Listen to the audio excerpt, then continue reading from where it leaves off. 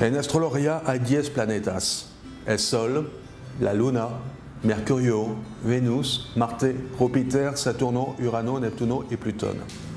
Vamos a hablar del Sol.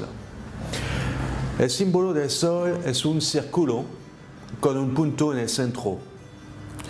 El círculo representa el espíritu infinito y eterno, y el punto significa la chispa divina en cada uno de nosotros, dando vida y representando el yo o el ego. La función natural del Sol es individualizar. El Sol, en la carta astral, nos muestra dónde poner nuestra vitalidad del ser, en qué casa astrológica, es decir, en qué ámbito de la vida, y cómo, en qué signo. El Sol indica dónde y cómo hacemos nuestra presencia efectiva y dónde y cómo nos desarrollamos y fortalecemos nuestro ser, nuestra individualidad, dónde y cómo brillan nuestros ojos y dónde y cómo podemos alcanzar la grandeza. Donde está el Sol en la carta astral, tenemos que brillar, ser brillantes. El Sol es lo que nos da vida, lo que es importante para nosotros. El Sol indica a qué más nos identificamos y donde más esperamos sentirnos realizados, donde está nuestro propósito de vida, donde dedicamos mucha energía, mucha fuerza vital, donde podemos enriquecernos, crecer, expandirnos, ser más grandes. El Sol representa nuestra individualidad esencial, nuestra conciencia, la forma de ser interna y verdadera. El Sol nos habla del proceso de crecimiento del ego y del alma. La verdad es que hemos nacido para brillar y ser creativos. Entonces, el Sol indica dónde hay inclinación a brillar, a dar luz y creatividad, donde podemos ser brillantes y destacar. El Sol indica también donde está el poder personal, donde somos el jefe, el rey, el director, el maestro, donde hay autoexpresión, realización y expansión, autoconfianza, honor y esplendor. Donde está el Sol podemos encontrar la mayor de las vitalidades o perderlas.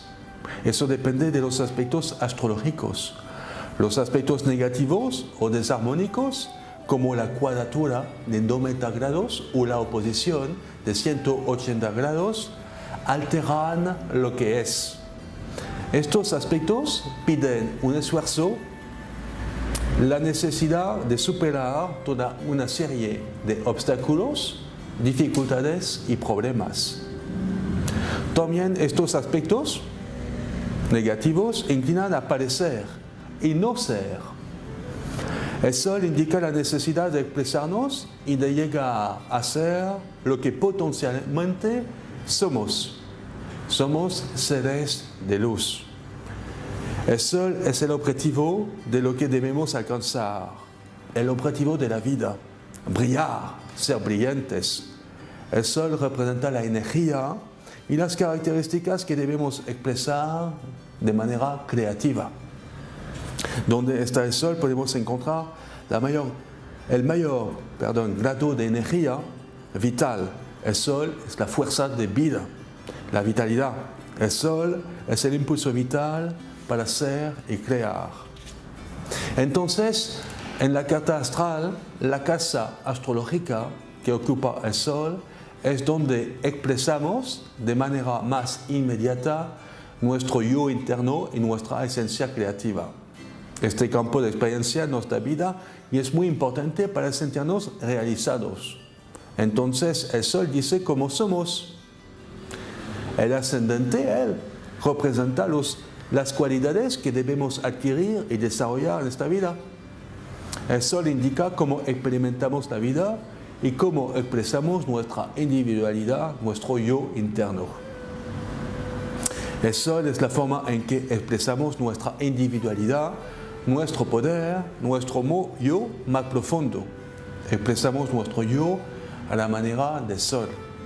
Entonces hay palabras asociadas al sol: vida, amor, creación, energía vital, conciencia, poder, potencial, individualidad, yo, identidad, autoexpresión, el hombre, el padre, el marido, el jefe, la figura de autoridad, la voluntad, el ego, el egoísmo, el egocentrismo, el orgullo, la gloria, la luz brillante, Dios, reconocimiento, honor, prestigio, autoridad, autorrealización, autoafirmación, proyecto de vida, salud, iluminación, confianza, autoestima.